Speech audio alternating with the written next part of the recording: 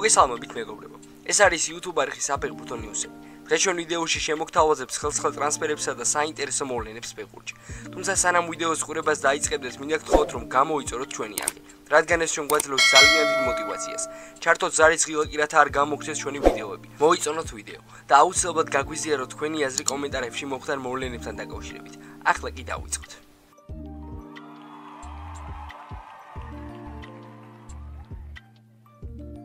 ლიონი ახალი სეზონისთვის მზადებას განაგრძობს. გიორგი მიქაუტაძის გუნდმა ამხანაგურ მატჩში ხეტაფესლია. ქართულმა ფორვარდმა კი თავი გოლით გამოიჩინა. მესამე წუთზე მიქაუტაძე მეკარესთან პირისპირ გავიდა, თუმცა მისი დარტყმა დავით სორიამ მოიგერია. 24 წუთზე ესპანური გუნდის კარში პენალტი დაინიშნა, რომელიც მიქაუტაძემ დაარტყა. ხეტაფეს მეკარემ ქართულ ფორვარდს კუთხე გამოუცნო, თუმცა დამატებაზე პირველი მიქაუტაძე აღმოჩნდა და ანგარიშიც გაიხსნა. მე-40 წუთზე პენალტის დარტყმის უფლება უკვე ესპანელებმა მოიპოვეს. ამჯერად ლუის მილია ზუსტი იყო და ანგარიში გაათანაბრა. შეხვედრის მესამე გოლის 11 მეტრიანის დანიშვნას მოყვა. 63 წუთზე ჯენემ საჯარიმოში მიქაუტაძე წააქცია, რისთვისაც წითელი ბარათის დაიმსახურა. პენალტი კი ეინსმა გამოიყენა. შეხვედრის შემდეგ ქართველმა ფეხბურთელმა მოახლოებულ სეზონზე ისაუბრა და მატჩი ჩიაფასა. კარგი მატჩი გამოვიდა. მიხარია რომ მოვიგეთ. ასევე ბედნიერი ვარ ჩემი გოლის გამოც. ძალიან დიდი მნიშვნელობა აქვს სტარტს. შაშან ჩვენის არ გვივარგოდა. სწორედ ამიტომ გაგვირთულდა სიტუაციის გამოსწორება. გული მიგრძნობს წელს ყველაფერი სხვანაირად წავა. იმედია პრესეზონზე ჩატარებული კარგი მატჩები სეზონის მანძილზე შედეგს გამოიღებს. თავს კარგად ვგრძნობ და არაფერს დავიშურებ ამ კლუბის ნებისმიერი წარმატებისთვის. შეგახსენებთ ლიგა 1-ის პირველ ტურში ლიონი ლანსეს სტუმრება. მატჩი 16 აგვისტოს თბილისის დროით საღამოს 7 საათზე გაიმართება. ფრანგულმა ჟურნალმა France Football-მა 2024 წლის ოქროს ბურთის ნომინანტების 30 კაციანი სია დაასახელა. ნომინანტებს შორის PSG-ს ქართველი ვარსკვლავი ხვიჩა კვარაცხელი ამოხდა. იტალიელი საფეხბურთო ექსპერტი ენრიკე ფედელელი აღნიშნულ საკითხს გამოეხმაურა და კვარა მის პირად ფავორიტადაც დაასახელა. ენრიკე ფედელი ხვიჩას ოქროს ბურთის მოგების ძალიან კარგი შანსი აქვს. არ არსებობს ფეხბურთელი, ვინც ერთ სეზონში ამდენი ტიტული მოიგო. იტალიის და საფრანგეთის ჩემპიონი გახდა. იტალიის თასი და ჩემპიონთა ლიგა მოიგო. ასევე ხვიჩამ მისი თამაშით ოქროს ბურთის ნომინანტებში მოხვედრის წინაპირობა შექმნა. ალბათ ყველა დაეთანხმება იმაში, რომ ფინალში ხვიჩა კვარაცხელია უსმან დემბელესთან ერთად პარი სენ-ჟერმენის საუკეთესო მოთამაშე იყო. საერთოდად იშვიათად მოიძებნება მსოფლიოში ისეთი ფეხბურთელი, რომელიც ერთ სეზონში ამდენ ტიტულს მოიპოვებს. სწორედ ამიტომ ყოველგვარი მორიდების გარეშე ვიტყვი, რომ სექტემბერში ხვიჩა ოქროს ბურთის ფავორიტებს შორის უნდა ვიხილოთ. რაც შეეხება საუკეთესო მწვრთნელის შილდოს, რომელიც იოჰან კრუიფის სახელს ატარებს, მისთვის შემდეგი სპეციალისტები იბრძოლებენ: ანტონიო კონტე, ლუის ენრიკე, ჰანს ფლიკი, ენსო მარესკა და არნე სლოტი. გამარჯვებულები 22 სექტემბერს პარიზში დაგეგმილ დაჯილდოების ცერემონიაზე დასახელდება. გუშინ ოფიციალურად დადასტურდა, რომ გიორგი ჩაკვეტაძე ტრავმირებულია და მან ჩემპიონშიპის პირველი ტურის მატჩიც გამოტოვა. ჯვაროსნების ვარსკვლავის ტრავმაზე ვოტფორდის მთავარმა მწვრთნელმა პაულო პესოლანომას ისაუბრა. გიორგი ჩაკვეტაძე ჩვენთვის მნიშვნელოვანი ფეხბურთელია, მაგრამ ის გარკვეულ პროცესს უნდა მიყვეს. ასე ის მწყობში მალე ჩადგება. ჩვენ ჯამრთელი გიორგი გვჭირდება, რომელიც ტრადიციულად გასული სეზონის მსგავსად ჩვენი გუნდის ხერხემალი იქნება. სწორედ ამიტომ არ გსურს გარისკვა. ექიმებთან მუდმივად კონტაქტობთ და ჩაკვეთს მათი ზედამხედველობის ქვეშ იმყოფება. იმედია ის მალე სრულიად ჯამრთელი დაბრუნდება. შეგახსენებთ, რომ ქართველმა ფეხბურთელმა ფეხის ციცის ტრავმა გასულ სეზონში მიიღო და აპრილის შემდეგ არ უთამაშია. გიორგიმ ვერც ამხანაგურ შეხვედრებში მიიღო მონაწილეობა და ბრიტანული გამოცემების ინფორმაციით უოტფორდი მის მიმართ მაქსიმალურ სიფრთხილეს იჩენს. ჩაკვე ერთ-ერთი ლიდერია და კრაზანები მასზე დიდი მედებს ამყარებენ. უოტფორდის მიზანი პრემიერ ლიგაში დაბრუნება, თუმცა ბრიტანულ გამოცემებს მათი წარმატების არ სჯერათ. ოპტა ვარაუდობს, რომ კრაზანებს ჩემპიონშიპში ადგილის შესანარჩუნებლად მოუწევთ ბრძოლა.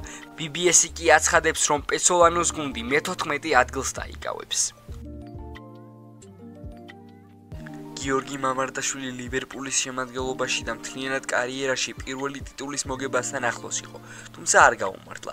მართალია ქართველი მეკარე კრისტალ პალასთან ინგლისის სუპერთასის შეხვედრაში თადარიგში დარჩა და ძირითად შემადგენლობაში ალისონი თამაშობდა, თუმცა გიორგის პირველი მერსისაიდული ჯილდო უდაოდ აღნიშვნის ღირსი იქნებოდა.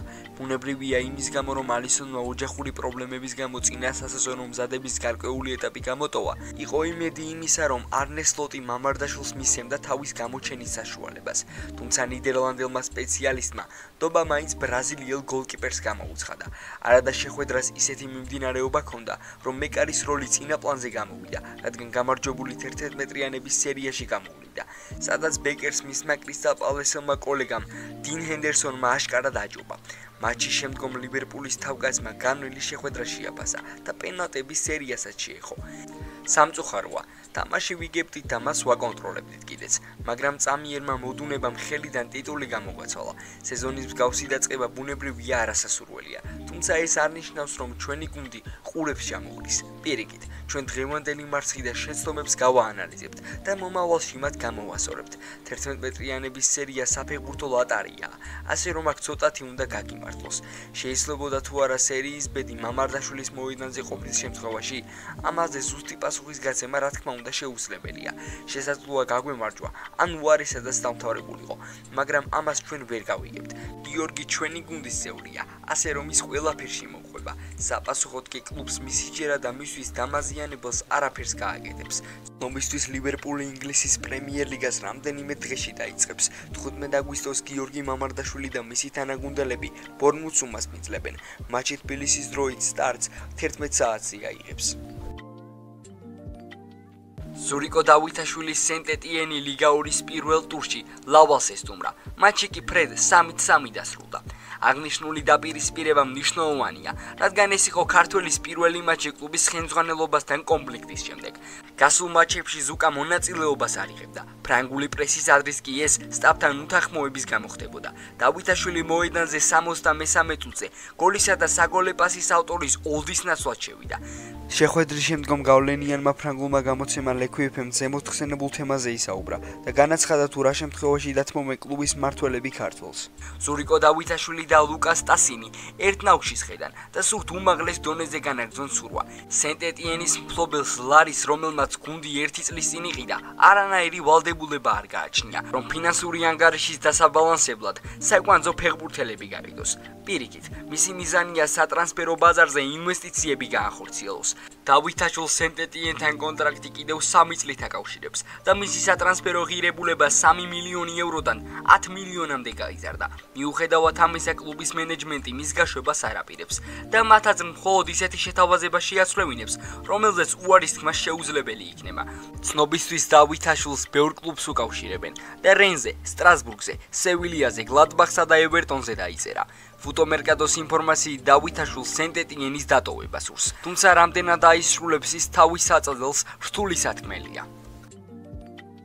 2025-26 წლების სეზონი იწყება. ჰამბურგმა კი წინა სასეზონო მოსამზადებელი პერიოდი მალიორკასთან მატჩი დაასრულა, სადაც გერმანული გუნდი 0-2 დამარცხდა, თუმცა ყველაზე მთავარი ეს არ იყო.